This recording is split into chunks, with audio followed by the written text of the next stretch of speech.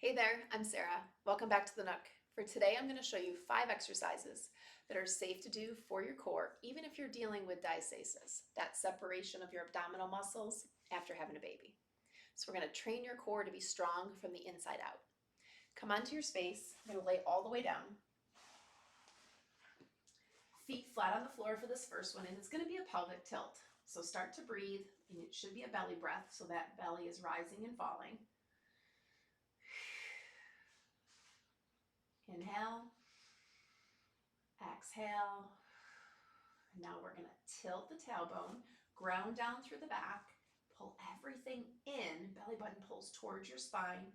You're going to hold for 5 seconds, but continue to breathe. Yes, it takes some coordination with this one.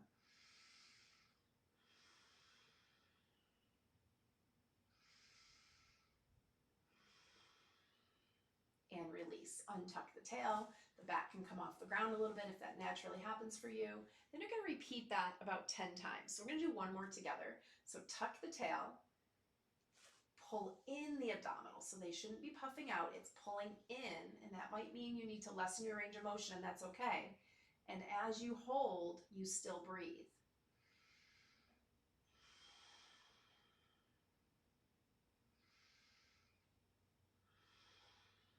And relax it. So it's not a ton movement. You can't probably see my hips moving a ton, but you can certainly feel that tuck of the tailbone and then grounding down that small of your back.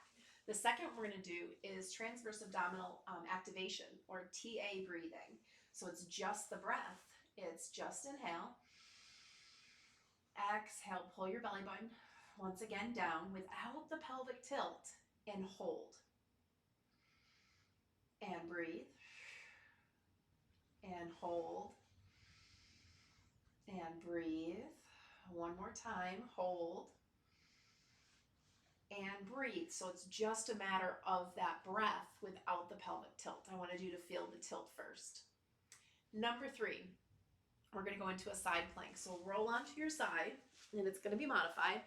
I'm going to use my forearm today. Keep it down. Your bottom knee is going to be down. And then your top leg is going to be extended out. So what you're looking for is some sort of space here between your armpit and your hip. And then this hand, if you need a little help, keep it as a kickstand. If you can do it with hands on hips, with those hips facing forward, your shoulders facing forward, you can modify it this way. If this bothers your forearm, you're more than welcome to come up to your hand, just making sure your shoulders lined up over the wrist. A little bit tougher because you have a little bit more space, and you're just going to hold once again for the count of 10 on one side, and then we'll do the 10 on the other. So whatever version you did on one side, we'll flip and do in 3, 2, and 1. Flip it over. Super important that you do modify these and that you don't come all the way up to your feet, especially if you're dealing with that separation, because once again, you want to train your abdominals to tuck in and knit together, not to kind of cone out. So once again, forearm options, knees, hand in the kickstand if you need a little bit more support on the hip or even high.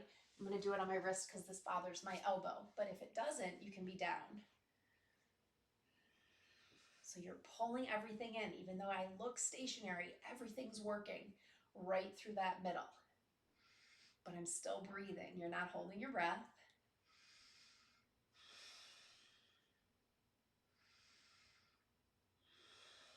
Last 3, 2, and 1. Release it. Next exercise is going to be a bridge. So this one, the setup is important. Slide your heels so you can graze them with your fingertips. If you can't graze them or you can't get them that close, just get them as close as you can to your fingertips. And then we're going to press up one vertebrae at a time. So we start with that pelvic tilt and we lift all the way up, and we're pulling in the whole time. And then we breathe. So it's like that elevated pelvic tilt. The belly button's pulling towards the spine. And then slowly lower down. Once again, like 10 repetitions of those, or just starting with the 2 that we're going to do together today. All your weight is in your heels. Most important part is that you're breathing and you're not pushing your stomach out. You're pulling it down, pulling it in, and release it. And then the last one, I want to show you lots of variations, and it's called a dead bug. So feet come up first. We'll come up to 90. If already you feel your stomach like kind of pooching out, put one down and then ground down to the floor. And you can do it this way. So it's going to be a heel tap, and we're just going to do the lower body of the dead bug. Press the foot down, and then the other one comes up. Once again, every time you're pulling that belly down and in, lifting and lowering. If this variation is easy, take it to the next level where you're in 90. And if you go to 90 and your belly goes out, go back to the first step. But you can drop it down and up, and drop the other one down and up. If that's still okay, add the arm. The opposite arm drops back, finding length, and then bringing together. And then that right leg drops, left hand drops, bringing it together. Once again, if you're feeling your belly moving away from your midsection, go back a step. There's absolutely no shame in starting them on the ground, lifting and lowering, because you want to train your core to be strong from the inside out. I hope that helped today. If you have any questions, please feel free to reach out. Go have a great day.